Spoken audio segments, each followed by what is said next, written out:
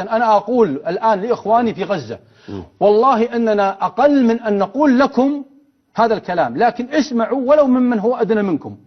بيض الله وجهكم وجزاكم الله خيرا ورفع الله قدركم، والله إنكم طليعة الأمة، ووالله إن الأموات نحن وإن أمواتكم أحياء عند ربهم يرزقون، وأن المرابطين منكم من رجال ونساء وأطفال أنهم خير منا ومن حكامنا ومن علمائنا ومن كبارنا ومن صغارنا. ليس هذا كلامي، قول الله عز وجل: لا يستوي القاعدون من المؤمنين غير أولي الضرر والمجاهدون في سبيل الله بأموالهم وأنفسهم، إلى أن قال: وفضل الله المجاهدين على القاعدين أجرا عظيما.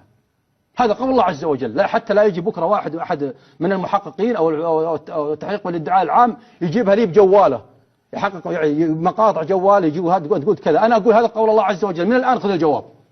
هذا قول الله عز وجل: أنتم خير منا، ارموا فداكم كل من هو غير قادر وعاجز، ارموا وما رميت إذ رميت ولكن الله رمى. والله إنكم لم تتخذوا إلا القرار الصحيح في المكان الصحيح، ولا يهمكم هذا الكلام الذي يقوله متصهين هنا وهناك. والله هؤلاء القوم لو خرجوا فيكم ما زادوكم إلا خبالا، ولا أوضعوا خلالك يبغونكم الفتنة وفيكم سماعون لهم.